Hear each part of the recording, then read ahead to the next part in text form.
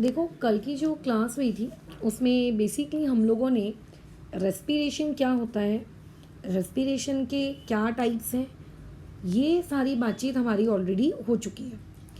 अब हम लोगों को एरोबिक रेस्पिरेशन का जो मैकेनिज़्म है कि हमारी बॉडी में ये एरोबिक रेस्पिरेशन अगर होता है तो किस तरीके से प्रोडक्ट बनता है, इसके बारे में बेसिकली बातचीत करनी है।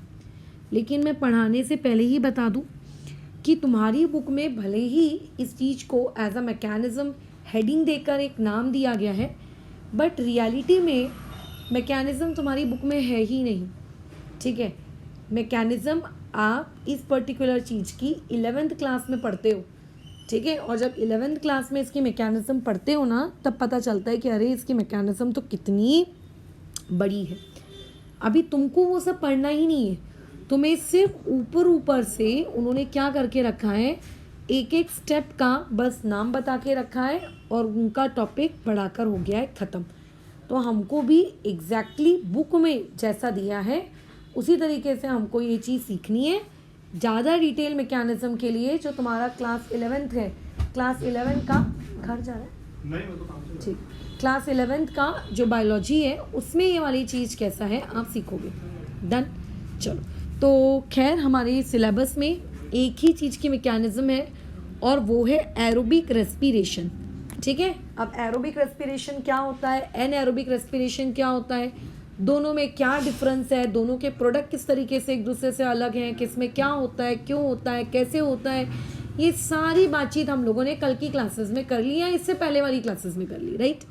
अब तुम्हारी बुक के अकॉर्डिंग मैं अगर जाऊँ तो तुम्हारी बॉडी के अंदर में बहुत सारे प्रकार के देखो न्यूट्रिएंट्स अलग अलग फॉर्म में स्टोर्ड होते हैं। अब जैसे मान लेते हैं किसी इंसान ने रोटी खाई है, लेट्स से कार्बोहाइड्रेट्स रहता है रोटी चावल में, तो उसकी बॉडी के अंदर पूरी डाइजेशन वाली प्रोसेस हो जाने के बाद उसके जो बॉडी के सेल्स होते हैं, उसके बॉडी के सेल्स के अंदर में रोटी स्टोर्ड नहीं होती, कार्बोहाइड्रेट स्टोर्ड नहीं होता है, उसकी बॉडी के अंदर में क्या स्टोर्ड होता है, ग्लूकोज स्टोर होता है।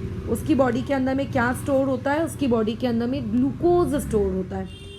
ठीक है, अच्छा, अगर मान लेते हैं किसी ने बटर घी इस टाइप का लेट से कुछ खाया, जो ना फैटी एसिड्स अगर उसने खाए, तो उसकी बॉडी के अंदर फैटी एसिड्स जो रहेंगे वो किसी और फॉर्म में, फैट्स किसी और फॉर्म में स्टोर्ड होगा, फैटी एसिड्स के फॉर्म में स्टोर होगा। अगर किसी ने प्रोटीन्स खाए हैं, दाल खाई है, तो उसकी बॉडी में उसके सेल्स के अंदर न्यूट्रिएंट्स प्रोटीन के फॉर्म में स्टोर नहीं होंगे, किसके फॉर्म में स्टोर होंगे, in the form of amino acids, वो स्टोर हो जाएंगे। तो हमारी बुक में सिर्फ और सिर्फ एरोबिक रेस्पिरेशन ग्लूकोज का बोला गया है। ठीक है, हमारी किताब में एरोबिक रेस्पिरेशन सिर्फ और सिर्फ किसका बोला गया है, ग्लूकोज का बोला गया। और हम लोग ये एरोबिक रेस्पिरेशन सिर्फ और सिर्फ किसका पढ़ेंगे, ग्लूकोज का ही एरोबिक रेस्पिरेशन पढ़ने वाले हैं। ठीक है, ध्यान रखना, ये ग्लूकोज का ही एरोबिक रेस्पिरेशन हमको पढ़ना है। बाकी के जो अमीनो एसिड्स हैं, फैटी एसिड्स हैं, वगैरह वगैरह वगैरह, इन सारे टॉपिक्स का हमको रेस्पिरेशन वैसे भी पढ़ना नहीं है। ठीक है, वैसे भी हमको उनका रेस्पिरेशन बिल्कुल भी पढ़ना नहीं है। तो ऐसे केस में एरोबिक रेस्पिरेशन जो होता है ग्लूकोज का, तुम्हारी बॉडी के अंदर में टोटल 3 स्टेप्स में होता है। पहली स्टेप जो होती है, इस पर्टिकुलर स्टेप को हम लोग कहते हैं ग्लाइकोलिसिस। जो दूसरी स्टेप होती है, इस पर्टिकुलर स्टेप को कहते हैं ट्राई कार्बोक्सिलिक एसिड साइकिल, जिसको शॉर्ट फॉर्म में आप हायर क्लासेस में पढ़ोगे TCA साइकिल के नाम से ये मशहूर है।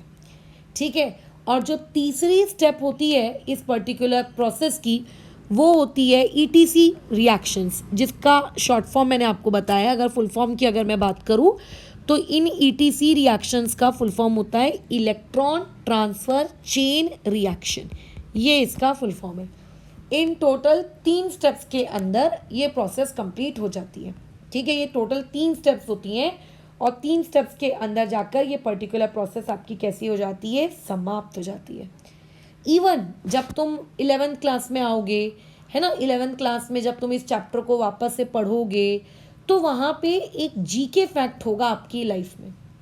वो क्या होगा कि जो ये प्रोसेस है ग्लाइकोलिसिस, ETC, है ना, TCA, ये जो भी प्रोसेसेस हैं, ये प्रोसेसेस डिस्कवर किसने किए, उन 3 साइंटिस्ट के नाम हैं।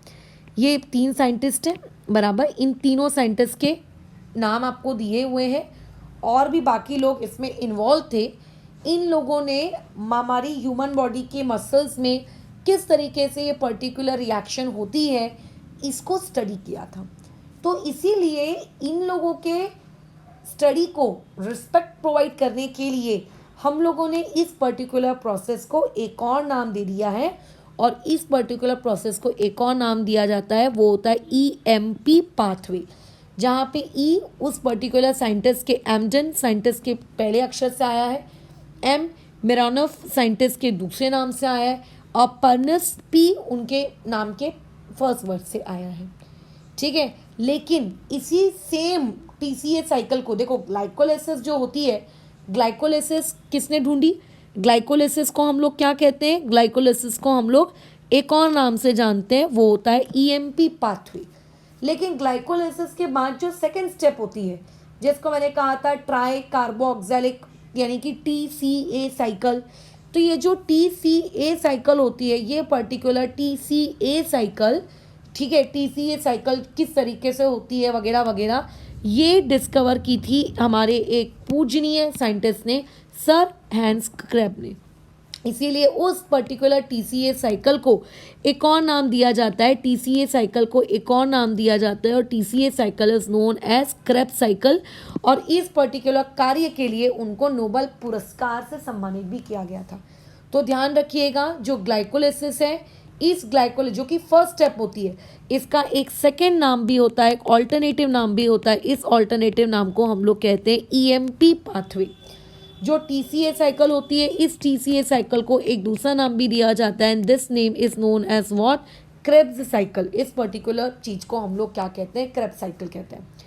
जब तुम 11th क्लास में या फिर 12th क्लास में जब इन साइकिल्स को आप डिटेल में पढ़ोगे, तब आपको एक बात पता चलेगी कि हमारी टेक्स्ट बुक में जो 6 लाइन में, बल्कि 6 लाइन भी नहीं है पूरी तरीके से, 4 लाइन में इस साइकिल को कंप्लीट कर दिया गया है। 12th क्लास में या 11th क्लास में आप ये देखेंगे कि ग्लाइकोलाइसिस जो होता है, ठीक है, ग्लाइकोलाइसिस जो होता है, इस ग्लाइकोलाइसिस की पूरी जितनी भी स्टेप्स होती हैं, यहाँ पे टोटल 10 स्टेप्स इन्वॉल्व होती हैं। टोटल कितनी स्टेप्स इन्वॉल्व होती हैं, 10 स्टेप्स में होती है रिएक्शन।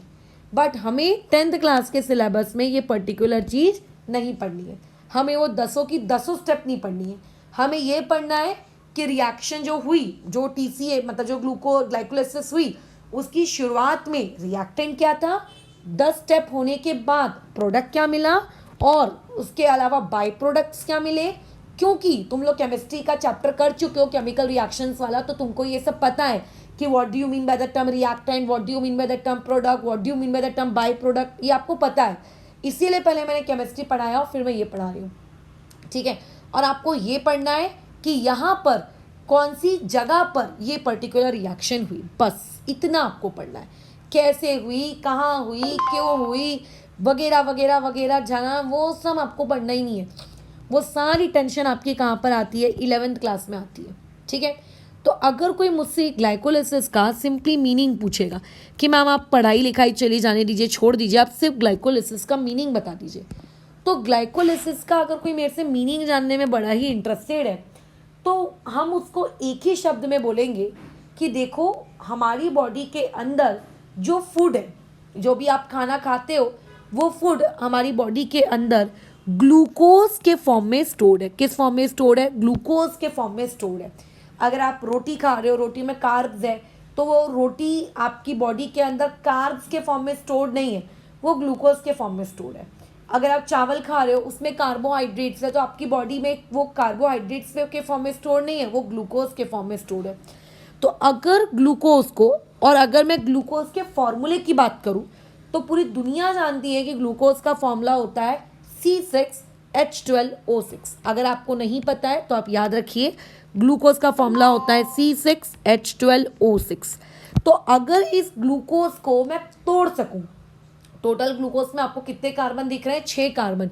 ये 6 कार्बन की ना इस तरीके की चेन होती है। ज़्यादा डिटेल आपको 12th क्लास में पता चलेगा कि ग्लूकोज कैसा दिखता है, बट 6 कार्बन की चेन होती है ग्लूकोज में। और अगर इस 6 कार्बन की चेन का मैं ब्रेकअप कर दूं, इसको 2 टुकड़ों में अगर मैं तोड़ दूं, ठीक है, इसके मैं कितने कर दूं, 2 टुकड़े कर दूं, ठीक है, एक कर दूं मैं 3 कार्बन की चेन, ठीक है, और दूसरी क्रिएट कर दूं एक और 3 कार्बन की चेन, ठीक है। ये तीनों चेन, दोनों चेन आपस में आइडेंटिकल रहेंगी, ये दोनों चेन्स आपस में कैसी रहेंगी, आइडेंटिकल रहेंगी, नो डाउट। बट अगर मैं इसको 2 टुकड़ों में ब्रेक कर दूं तो उस पर्टिकुलर ब्रेकिंग को बेसिकली ग्लाइकोलिसिस कहते हैं। उस पर्टिकुलर ब्रेकिंग को बेसिकली हम लोग क्या कहते हैं, ग्लाइकोलिसिस कहते हैं। वो पर्टिकुलर ब्रेकिंग एक्चुअली क्या कहलाती है, ग्लाइकोलिसिस। तो जब हमारे पास ग्लूकोज होता है, वो 6 कार्बन का एक कंपाउंड है, और जब आप उसे ब्रेक कर देते हो, ठीक है, किस में ब्रेक कर देते हो, आप उसको 3 कार्बन के कंपाउंड में जब आप उसको ब्रेक कर देते हो तो 6 कार्बन से 3 कार्बन के टूटने को या 3 कार्बन के में कन्वर्ट होने को, इसी पर्टिकुलर प्रोसेस को हम लोग क्या कहते हैं, ग्लाइकोलिसिस कहते हैं।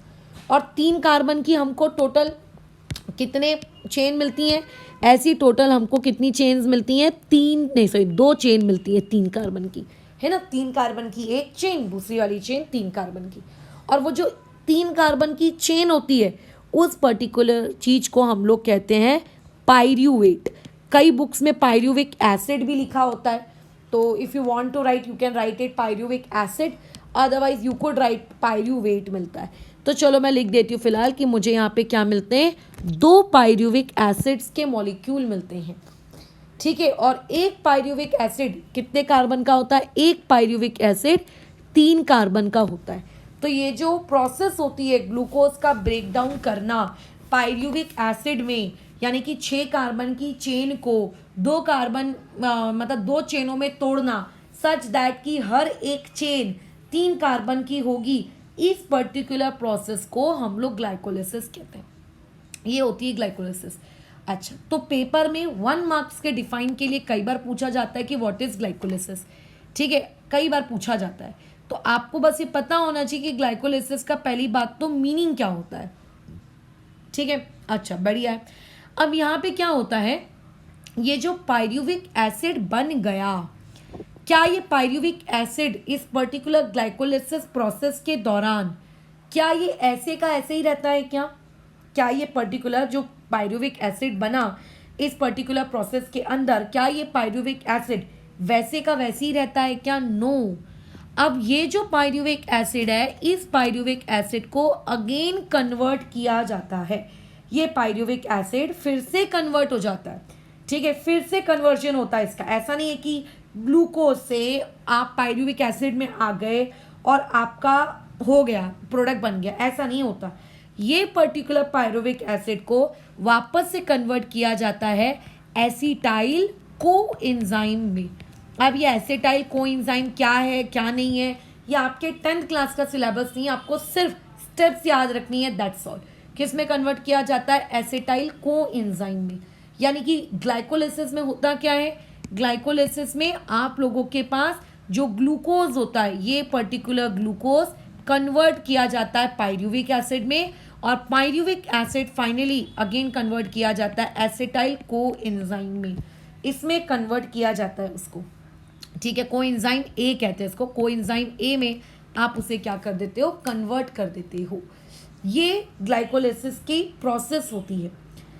लेकिन देखो, जब भी कोई रिएक्शन होती है, उस रिएक्शन में डेफिनेटली प्रोडक्ट बनता है, जो कि यहाँ पे भी बन रहा है, पायरूविक एसिड बन रहा है, फिर बाद में पायरूविक एसिड से एसिटाइल कोएंजाइम बन रहा है। हर रिएक्शन में बनता है, नो डाउट, ठीक है, हर रिएक्शन में बनता है, नो डाउट। बट मुझे एक बात बताइए, सिंपल सा एक लॉजिक है, एक बात बताओ, क्या इस रिएक्शन में कोई बाय प्रोडक्ट नहीं बनेगा? ऑब्वियसली इस रिएक्शन में कोई ना कोई बाय प्रोडक्ट तो बनेगा ही बनेगा, है ना। इस पर्टिकुलर, पता है, इस पर्टिकुलर रिएक्शन में कोई ना कोई बाय प्रोडक्ट तो बनेगा ही बनेगा। तो अब ऐसे में ये जो ग्लाइकोलिसिस की प्रोसेस होती है, इस ग्लाइकोलिसिस की प्रोसेस में प्रोडक्ट के अलावा कुछ बाय प्रोडक्ट्स भी बनते हैं, ठीक है, कुछ बाय प्रोडक्ट्स भी बनते हैं। अब वो जो ये तो पूरी की पूरी रिएक्शन है, ठीक है, ये आप लोगों का क्या था, रिएक्टेंट था। ये रिएक्टेंट कन्वर्ट हुआ प्रोडक्ट में, और उसके बाद ये प्रोडक्ट फिर से कन्वर्ट हो गया एक अनादर प्रोडक्ट में। लेकिन इस पूरी कोर्स ऑफ रिएक्शन के दौरान कुछ बाय प्रोडक्ट भी तो रिलीज हुए होंगे, है ना, कुछ चीज़ें बाहर निकली होंगी, राइट। तो ऐसे में यहाँ पे कौन कौन से बाय प्रोडक्ट निकलते हैं, कैसे निकलते हैं, वो डिटेल मैकेनिज्म आपको क्लास 11th में है, बट अभी 10th में कौन कौन से बाय प्रोडक्ट निकलते हैं आपको बस इतना याद होना चाहिए। एक निकलती है CO2 गैस। CO2 गैस इस पर्टिकुलर प्रोसेस के दौरान रिलीज आउट होती है। दूसरा, इस प्रोसेस के दौरान ATP क्रिएट होता है। ATP आई नो कि तुम्हें पता है कि क्या होता है। ATP क्रिएट होता है, ये करेंसी है, एनर्जी की करेंसी है ये, ठीक है, हमारी बॉडी के अंदर। एज वेल एज ATP के अलावा यहाँ पे NADH2 रिलीज होता है। अब ये NADH2 क्या होता है, आपकी बुक में बेसिकली इसका फुल फॉर्म दिया हुआ है, ठीक है, जो मैं मार्क भी करा देती हूँ। देखो ये NADH2 का फुल फॉर्म है, nicotinamide adenine dinucleotide. FADH2 का फुल फॉर्म है, जो पेपर वगैरह में पूछा जाएगा, है ना। तो लेकिन ये कैसे प्रोड्यूस होता है इसके बारे में आपकी बुक में कोई डिटेल नहीं दी है, बस इतना बता दिया गया है कि ये इंजाइम्स है, ठीक है। बेसिकली उस रिएक्शन के दौरान प्रोड्यूस होने वाले क्या है, कुछ इंजाइम्स हैं। तो ये कुछ बाय प्रोडक्ट हैं जो हमें ग्लाइकोलिसिस रिएक्शन के दौरान पे प्रोड्यूस होकर क्या होते हैं, मिलते हैं, ठीक है। हमें यहाँ पे क्या मिलते हैं, प्रोड्यूस होकर ये चीज़ें क्या होती हैं, मिलती हैं। डन, ठीक है। तो ATP मिलता है, NADH2 मिलता है, CO2 मिलता है, और अच्छा एक चीज़ और मैं खा गई, यहाँ पे आपका पानी, आपको वाटर का मॉलिक्यूल भी मिलता है। तो अगर कोई तुमसे वन वर्ड में ग्लाइकोलिसिस पूछे तो आप उस सामने वाले इंसान को क्या बताओगे। देखो पहला पॉइंट भाई ये याद रख, ग्लाइकोलिसिस में ग्लूकोज को कन्वर्ट किया जाता है पायरुविक एसिड में, पायरुविक एसिड को अगेन कन्वर्ट किया जाता है एसिटाइल कोएंजाइम A में। पॉइंट नंबर 2, आप उसको बोलोगे तुम ये याद रखो कि जो बाय प्रोडक्ट्स इस रिएक्शन के दौरान मिलते हैं, पूरी रिएक्शन खत्म होने के बाद, ठीक है, क्या क्या मिलता है, CO2 मिलता होगा, ATP मिलता होगा, NADH2 मिलता होगा, H2O मिलता होगा। ये सारी चीज़ें हमें इस रिएक्शन में एज अ बाय प्रोडक्ट मिलती हैं। हाँ, कितना मिलता है वो सब अभी हम डिस्कशन नहीं कर रहे कि 2 CO2 मिलते हैं कि 6 CO2 मिलते हैं, बट मिलता है। क्या मिलता है एटलीस्ट ये याद होना पहले बहुत ज़रूरी है, कितना मिलता है वो बाद में हम याद कर लेंगे। तीसरी सबसे इंपॉर्टेंट चीज़, इस पर्टिकुलर पॉइंट से लेकर तो कई बार क्वेश्चन पूछा जा चुका है बोर्ड एग्जाम्स में। खैर ये टॉपिक तुम्हारे बोर्ड एग्जाम से पहली बार इंक्लूड हुआ है, बट CBSE बोर्ड्स में तो ये रहा है, और इस पर्टिकुलर टॉपिक से तो हर बार सवाल आता है। वो ये होता है कि एक सेल है, सेल के अंदर 2 चीज़ें होती हैं। मैं ऐसी उम्मीद करती हूँ कि आप सभी ने बेसिक बायोलॉजी, ठीक है, क्लास 10 से पहले वाली आप सभी लोगों ने पढ़ी है। अगर आपने बेसिक बायोलॉजी क्लास 10 से क्लास 9 से पहले वाली पढ़ी है तो आपको पता होगा कि जो एक सेल होता है, सेल का कंपोजिशन क्या होता है। You know what is the composition of cell. आप जानते हो कि सेल की अगर मैं बात करूं तो हमारे पास ये मान के चलिए सेल मेम्ब्रेन है, इसके अंदर क्या होता है, न्यूक्लियस होता है, यहाँ पे कहीं पे माइटोकॉन्ड्रिया पड़ा होता है, माइटोकॉन्ड्रिया, और आजू बाजू का ये जो रहता है, इस पर्टिकुलर चीज को हम लोग क्या कहते हैं, साइटोप्लाज्म कहते हैं। इसको क्या कहते हैं, साइटोप्लाज्म कहते हैं। तो ये जो पूरी की पूरी ग्लाइकोलिसिस की जो पूरी की पूरी प्रोसेस होती है ना, जो पूरी की पूरी 10 स्टेप्स होती हैं, जो हमारे सिलेबस में नहीं है, बट ये जो पूरी की पूरी 10 स्टेप्स होती हैं, ये 10 स्टेप आप लोगों की कहाँ पे होती है, एंटायर 10 स्टेप्स आपकी होती है इन साइटोप्लाज्म। कई बार क्वेश्चन पेपर में ये सवाल पूछा जा चुका है। Therefore this particular statement is very important from the point of MCQ, ठीक है। अब हमको ये याद रखना है कि जब हम लोग ग्लूकोज से पायरुविक एसिड में गए, है ना, जब हम ग्लूकोज से पायरुविक एसिड में गए तब उस दौरान क्या क्या रिलीज हुआ। जब हम ग्लूकोज से पायरुविक एसिड में कन्वर्ट होते हैं, ठीक है, जब आप ग्लूकोज से पायरुविक एसिड में कन्वर्ट होते हो तो टोटल 4 चीज़ें बनती हैं। पहला तो मैं बता ही चुकी थी कि 2 पायरुविक एसिड बनेंगे, ये मैं ऑलरेडी आपको बता चुकी थी कि 6 कार्बन की चेन होती है, 2 में टूट जाती है। लेकिन पायरुविक एसिड के अलावा इस पर्टिकुलर प्रोसेस में आपको 2 NADH2 रिलीज होता है, ठीक है, प्लस यहाँ पे 2 ATP रिलीज होती हैं, प्लस यहाँ पे 2 पानी के मॉलिक्यूल्स रिलीज होते हैं। ये होती है आपकी ग्लाइकोलिसिस की, यहाँ से लेके यहाँ तक की स्टेप नंबर 1 ग्लाइकोलिसिस की। फिर जैसे ही वो पायरुविक एसिड आप लोगों का क्रिएट होता है वो पायरुविक एसिड अगेन कन्वर्ट होना शुरू हो जाता है, किस में कन्वर्ट होना शुरू हो जाता है, एसिटाइल कोएंजाइम में. This is step number 2. So glycolysis comprises of 2 step. Step number 1, step number 2.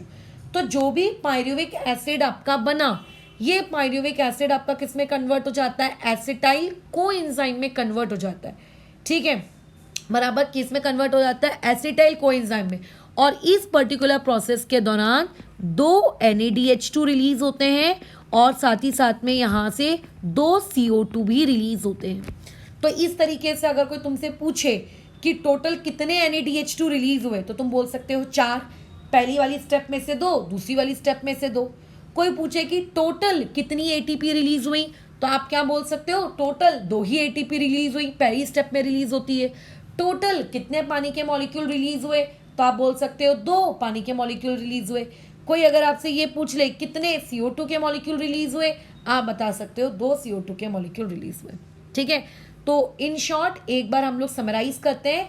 Glycolysis में टोटल 2 स्टेप्स होती हैं. ठीक है, दोनों की दोनों स्टेप एक ही जगह पर होती है और उस पर्टिकुलर जगह को हम लोग क्या कहते हैं, cytoplasm. This is very important line, ये बहुत इंपॉर्टेंट लाइन है, इसको नहीं भूलना. जो स्टेप नंबर 1 होती है, उस स्टेप नंबर 1 में जो आपका ग्लूकोज है, वो ग्लूकोज कन्वर्ट हो जाता है, किस में कन्वर्ट होता है, पायरुविक एसिड में, ATP, NADH2, वाटर. ये टोटल 4 चीजें बनती है. और पायरुविक एसिड के कितने मॉलिक्यूल्स होते हैं, 2. ATP के भी कितने मॉलिक्यूल्स होते हैं, 2. NADH2 के भी कितने होते हैं, 2. वाटर के भी कितने होते हैं, 2. Step number 1 complete. But pyruvic acid बनने के बाद वही सेम पायरुविक एसिड जो होता है वो किस में कन्वर्ट हो जाता है, वो कन्वर्ट हो जाता है एसिटाइल कोएंजाइम A में कन्वर्ट हो जाता है. और इस दौरान जब पायरुविक एसिड एसिटाइल कोएंजाइम में कन्वर्ट हो रहा होता है, तो अगेन 2 मॉलिक्यूल्स किसके निकलते हैं, Na2H2 के, और अगेन 2 मॉलिक्यूल्स किसके निकलते हैं, CO2 के. खत्म हो गई ग्लाइकोलिसिस, डन. तो पहला पॉइंट, ग्लाइकोलिसिस की जो एंटायर प्रोसेस है वो साइटोप्लाज्म में होती है. ग्लाइकोलिसिस को EMP पाथवे से भी जाना जाता है. पॉइंट नंबर 3, स्टेप नंबर 1 में ग्लूकोज ऑक्सीडाइज होकर किस में कन्वर्ट होता है, पायरुविक एसिड में. अच्छा, स्टेप नंबर 2 में पायरुविक एसिड किस में कन्वर्ट होता है, एसिटाइल कोएंजाइम में. स्टेप नंबर 1 में टोटल 4 चीजें बनती हैं, NADH2, ATP, आपका पायरुविक एसिड और वाटर. और चारों की चारों 2 2 2 2 2 2 2 2 बनती हैं. स्टेप नंबर 2 में सिर्फ 3 चीजें बनती हैं, एसिटाइल कोएंजाइम बनता है, NADH2 बनता है, CO2 बनता है. NADH2 जो बनता है वो भी 2 बनता है, CO2 जो बनता है वो भी 2 बनता है. ठीक है, डन. सो अगर कोई तुमसे पूछे कि इस ग्लाइकोलिसिस की ओवरऑल प्रोसेस है, मतलब अगर मैं स्टेप नंबर 1 और स्टेप नंबर 2 को अगर मैं कंबाइन कर दूं तो टोटल कितनी ATP बाहर गई, टोटल अगर मैं टोटल की बात करूं तो टोटल 2 ATP रिलीज होती है. सोचो कितनी कम एनर्जी रिलीज हुई, बताओ. 2 ATP मतलब क्या है यार भाई, 2 ATP. और उसके अलावा यहाँ पे टोटल कितने आपके NADH2 रिलीज होते हैं, 4 NADH2 रिलीज होते हैं. ठीक है, और उसके अलावा वाटर मॉलिक्यूल कितने रिलीज होते हैं, 2. CO2 कितनी रिलीज होती है, 2. ये आपको याद रखना है. ठीक है, और फाइनली हमारा जो ग्लूकोज है वो किस में कन्वर्ट हो जाता है, एसिटाइल कोएंजाइम में कन्वर्ट हो जाता है. ये टोटल 10 स्टेप में होता है. ऐसा नहीं होता कि बॉम्ब फटा और फटाक से ग्लूकोज से एसिटाइल कोएंजाइम बन गया, ऐसा नहीं होता. ये पूरी की पूरी एक प्रोसेस होती है, टोटल 10 स्टेप्स में होती है. और 10 स्टेप की प्रोसेस खैर आप लोगों को अभी 10th क्लास में याद नहीं करनी है. फिर जब ग्लाइकोलिसिस खत्म हो जाता है, ठीक है, जब आप लोगों का ग्लाइकोलिसिस खत्म हो जाता है, तो ग्लाइकोलिसिस खत्म हो जाने के बाद है ना, हमारे ग्लूकोज से हमको 2 ATP मिल गई. जो भी आपने खाना खाया, आपके खाने को जो भी डाइजेस्टिव सिस्टम ने पचाया, उस खाने से आपको 2 ATP मिल गई. अब आप उस 2 ATP का क्या करते हो, वो तो आप यूज कर लेगी ना आपकी बॉडी, लेकिन CO2 का क्या करते हो, CO2 तो मैडम एक वेस्ट प्रोडक्ट है, वो रिलीज हो जाएगा बॉडी से बाहर. H2O का क्या करते हो, H2O भी एक वेस्ट प्रोडक्ट है, वो भी बॉडी से बाहर चला जाएगा, है ना. लेकिन NADH2 का क्या करते हो, अब NADH2 का क्या करते हो बताओ. अब NADH2 का हम क्या करें. अच्छा, NADH2 छोड़ो, अभी जो ताजा ताजा एसिटाइल कोएंजाइम प्रोड्यूस हुआ है, इस एसिटाइल कोएंजाइम का आप क्या करते हो, तो अब जो ट्राई कार्बोक्सिलिक साइकिल होती है, जिसको हम लोग शॉर्ट फॉर्म में TCA साइकिल कहते हैं, ठीक है, जो कि आप बेसिकली आगे जब जाओगे 12th क्लास में तब आपको पता चलेगा, इसको CAC साइकिल भी कहते हैं, ठीक है। अभी आप इसको याद मत रखो, बट इसको 12th क्लास में या 11th क्लास में जब भी ये चैप्टर होगा आप पता लगाओगे कि यहाँ पर आप लोगों का क्या होता है इस TCA साइकिल में, CAC साइकिल में, क्रेब्स साइकिल में। ये तीनों एक ही साइकिल के नाम हैं, ठीक है, इसमें तीनों एक ही साइकिल के नाम है। और इसमें क्या होता है, ग्लाइकोलिसिस से आपको जो एसिटाइल कोएंजाइम मिला है, ठीक है। अब हम लोग किसकी बात कर रहे हैं, अब हम लोग का टॉपिक शुरू हो रहा है TCA साइकिल। तो ऊपर की स्टेप में जो हम लोगों को क्या मिला था, ऊपर की स्टेप में हमको क्या मिला था, एसिटाइल कोएंजाइम मिला था। अब वो एसिटाइल कोएंजाइम को आप लेकर आइए, वो एसिटाइल कोएंजाइम अब आएगा, ठीक है। अब एसिटाइल कोएंजाइम कहाँ आएगा, फिलहाल अभी जो तुम्हारी एंटायर ग्लाइकोलिसिस की प्रोसेस हुई है, वो एंटायर ग्लाइकोलिसिस की प्रोसेस कहाँ हुई है, वो एंटायर ग्लाइकोलिसिस की प्रोसेस माइटोकॉन्ड्रिया में हुई है। वो एंटायर ग्लाइकोलिसिस की प्रोसेस कहाँ पे हुई है, सॉरी साइटोप्लाज्म में हुई है। तो आप लोगों का जो एसिटाइल कोएंजाइम है वो कहाँ पड़ा हुआ है, ठीक है, वो आप लोगों का कहाँ पड़ा हुआ है, बराबर वो कहाँ पड़ा हुआ है, वो पड़ा हुआ है आपके अभी साइटोप्लाज्म में। वो कहाँ पड़ा हुआ है, साइटोप्लाज्म में पड़ा हुआ है, ठीक है। अब यही एसिटाइल कोएंजाइम साइटोप्लाज्म से निकलकर कहाँ एंट्री लेता है, ये एसिटाइल कोएंजाइम अब जाता है माइटोकॉन्ड्रिया, अच्छा माइटोकॉन्ड्रिया के अंदर, सॉरी मैंने पहले न्यूक्लियस के अंदर बना दिया था, किसके अंदर जाता है, माइटोकॉन्ड्रिया के अंदर। यानी कि जिस तरीके से ग्लाइकोलिसिस साइटोप्लाज्म में होती थी, अब आपको याद रखना है कि जो सेकेंड स्टेप है यानी कि TCA साइकिल, वो माइटोकॉन्ड्रिया के अंदर होती है। और ये बहुत ही इंपॉर्टेंट वर्ड है, कहाँ पे होती है, माइटोकॉन्ड्रिया के अंदर में होती है, ठीक है। कहाँ पे होती है, माइटोकॉन्ड्रिया के अंदर में होती है। एसिटाइल कोएंजाइम माइटोकॉन्ड्रिया के अंदर जाएगा, ठीक है, एसिटाइल कोएंजाइम माइटोकॉन्ड्रिया के अंदर जाएगा। अच्छा, अंदर जाने के बाद क्या होगा, बहुत सारी रिएक्शंस होती हैं, बहुत सारी रिएक्शंस, जैसे मैंने वो बताया ना कि ऊपर ग्लाइकोलिसिस 10 स्टेप में होती है, यहाँ पे भी बहुत सारी रिएक्शंस होती हैं। और बहुत सारी रिएक्शंस होने के बाद, ठीक है, अब बहुत सारी रिएक्शन होने के बाद यहाँ पे आपको कुछ मिलता है, क्या मिलता है यहाँ आपको, ऑब्वियसली यहाँ पे आपको कुछ ना कुछ प्रोडक्ट मिलेगा, है ना। एसिटाइल कोएंजाइम कन्वर्ट हो जाता है, कुछ नया बनता है, तो यहाँ पे आपको क्या मिलते हैं, बहुत सारे प्रोडक्ट्स मिलते हैं। जैसे कि यहाँ पर आपको अगेन फिर से कितनी ATP के मॉलिक्यूल्स मिलते हैं, फिर से 2 ATP मिलती हैं। यहाँ पे आपको 2 FADH2 मिलते हैं।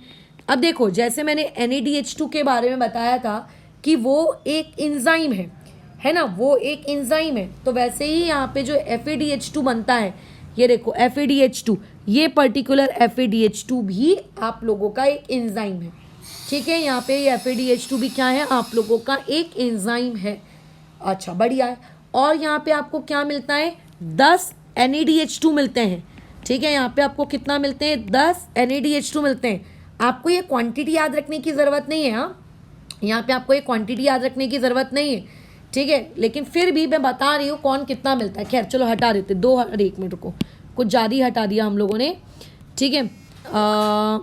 ये 2 हटा दो, ये 2 हटा दो, ये 10 हटा दो, ठीक है। ATP मिलता है, FADH2 मिलता है, NADH2 मिलता है, साथ ही साथ में CO2 मिलता है, और यहाँ पर आपको और क्या मिलता है, H2O मिलता है। अब जैसा कि इससे पहले मैंने तुमको बताया कि जो CO2 मिल रहा है या फिर जो H2O मिल रहा है, ये CO2 और ये H2O तो वेस्ट प्रोडक्ट है, ये तो खैर निकल जाएंगे। ATP आप लोगों की क्या होती है, एनर्जी होती है, वो एनर्जी आपकी बॉडी यूज़ कर लेगी। लेकिन जो ये FADH2 है और जो ये NADH2 है, इनका क्या होगा। इवन हम लोगों की जो स्टेप नंबर 1 थी, स्टेप नंबर 1 यानी कि ग्लाइकोलिसिस वाली स्टेप, उस ग्लाइकोलिसिस वाली स्टेप में भी हम लोगों का जो NADH2 था वो बाकी था।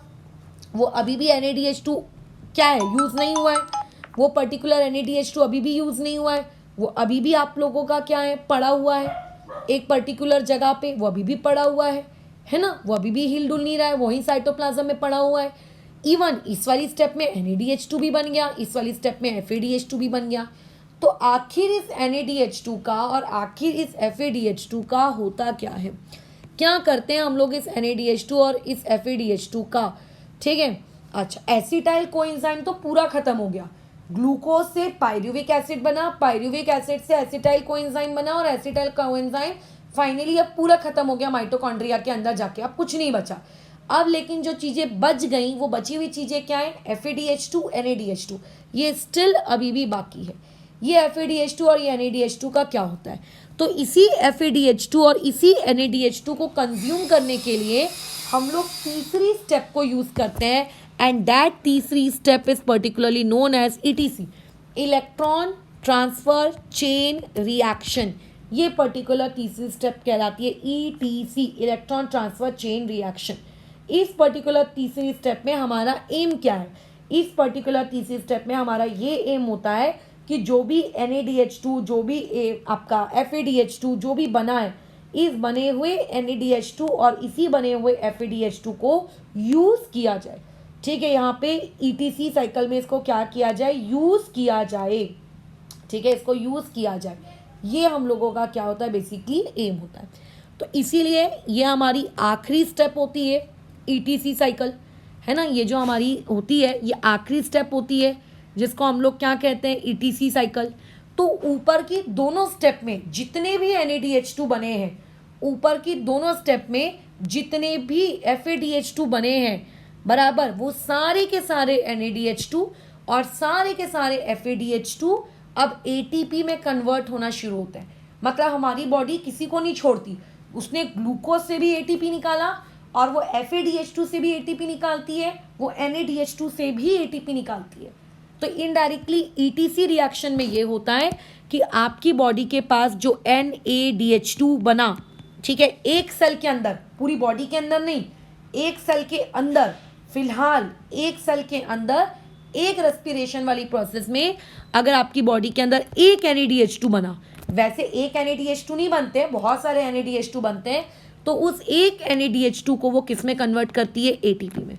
आपकी बॉडी के अंदर अगर FADH2 बना एक सेल के अंदर, बॉडी के अंदर नहीं, आपकी बॉडी के अंदर जो एक सेल है, ऐसे कितने सारे सेल्स होते हैं हमारी बॉडी के अंदर, हर सेल के अंदर मुझे नहीं पता कितने FADH2 बन रहे हैं, क्योंकि अभी 10th क्लास में हमारा वो सिलेबस नहीं है कि वो काउंट करना कि कितने FADH2 बन रहे हैं। अदरवाइज 11th क्लास में आपको ये सब काउंटिंग रखनी पड़ती, कितना बन रहा है, क्या बन रहा है, सब कुछ। अगर एक FADH2 भी बनता है तो उस एक FADH2 को किस में कन्वर्ट करना, ATP में, ठीक है, किस में कन्वर्ट करना, ATP में।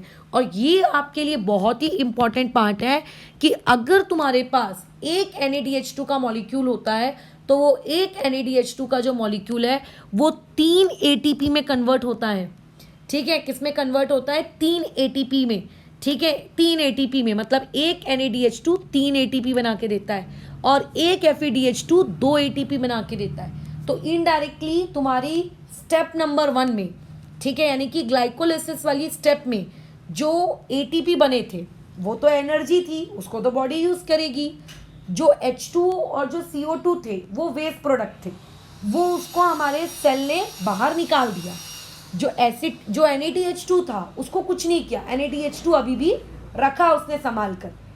एज वेल एज इस पर्टिकुलर प्रोसेस में एसिटाइल कोएंजाइम बना, उसने उस एसिटाइल कोएंजाइम को किसके अंदर भेज दिया, माइटोकॉन्ड्रिया के अंदर भेज दिया, क्या करने के लिए, TCA साइकिल करने के लिए। फिर जैसे ही वो एसिटाइल कोएंजाइम उस माइटोकॉन्ड्रिया के अंदर गया, वो कन्वर्ट हो गया 4 चीज़ों में, CO2 में, H2O में, NaDH2 में, FADH2 में। आपकी बुक में बताया नहीं है कितने NaDH2 कितने FADH2, तो आपको भी वो याद नहीं रखना है। जो भी CO2 और H2O था वो वेस्ट प्रोडक्ट था, वो हमारी सेल ने बाहर निकाल के फेंक दिया उसको। लेकिन जो NaDH2 था और जो FADH2 था उसको अभी भी संभाल के रखा। अब इस NaDH2 और इस FADH2 का करेंगे क्या, तो एक्चुअल में, ठीक है, एक मिनट,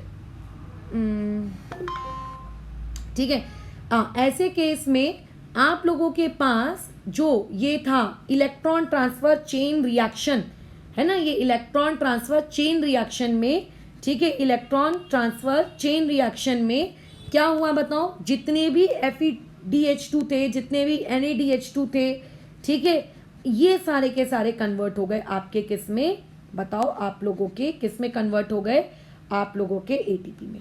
एक FADH2 2 एटीपी बनाता है और उसके अलावा आप लोगों का एक NADH2 3 एटीपी बनाता है। तो इनडायरेक्टली अब तुम्हारे मॉलिक्यूल तुम्हारे सेल के अंदर सिर्फ और सिर्फ क्या है, एटीपी एटीपी एटीपी है। हाँ, वाटर मॉलिक्यूल्स भी होंगे बट वो CO2 के जैसे वो चले जाएंगे, ठीक है। और ये जो इलेक्ट्रॉन चेन रिएक्शन है ये भी किसके अंदर होती है, माइटोकॉन्ड्रिया के ही अंदर होती है। तो टोटल 3 स्टेप में ये रिएक्शंस हुई, ग्लाइकोलाइसिस, TCA एंड माइटोकॉन्ड्रिया, ठीक है। ये टोटल 3 स्टेप्स में हुई, डन। तो इस तरीके से हम लोगों का जो ग्लूकोज है वो फाइनली कन्वर्ट हो चुका है और हमें बहुत सारी एनर्जी देकर गया है। और मैंने तुमको ऑलरेडी ये कल की क्लास में ये बताया है कि जब एरोबिक रेस्पिरेशन होता है तो एरोबिक रेस्पिरेशन में 36 ATP मॉलिक्यूल्स हमको मिलते हैं, ठीक है। हम लोगों को टोटल कितने मॉलिक्यूल्स मिलते हैं, 36 ATP मॉलिक्यूल्स मिलते हैं, डन, खत्म कहानी, ठीक है। तो ये था आप लोगों का साइकिल, जो कि उतना ज़्यादा आप लोगों को डिटेल में नहीं था, जितना भी था वो था, ठीक है। बस आपको ये चार्ट्स याद रखने हैं, ठीक है। ये दोनों चार्ट्स, इन दोनों चार्ट से सीधा सीधा क्वेश्चन पूछ लिया जाता है। ये जो मैंने सिखाया तुमको एरोबिक रेस्पिरेशन वगैरह वगैरह है ना, ये जो मैंने तुमको पूरा सिखाया, इस पूरे प्रोसेस के दौरान किस स्टेप में क्या हो रहा है, पायरुविक एसिड किस में कन्वर्ट हो रहा है, फर्मेंटेशन क्या हो रही है, अल्कोहल से क्या बन रहा है, ये पूरा का पूरा चार्ट आपको एज इट इज याद रखना है। ड्रॉ करने के लिए भी आ सकता है, इवन इस चार्ट्स की बहुत सारी इंफॉर्मेशन ब्लैंक करके दी जा सकती हैं और ब्लैंक करके देने के बाद वो आपको फिल करने को बोले कि अच्छा ये गायब है, ये गायब है, ये गायब है, ये गायब है, आप करके इसको भरो, ठीक है, डन, खत्म कहानी, है ना। तो यहाँ पर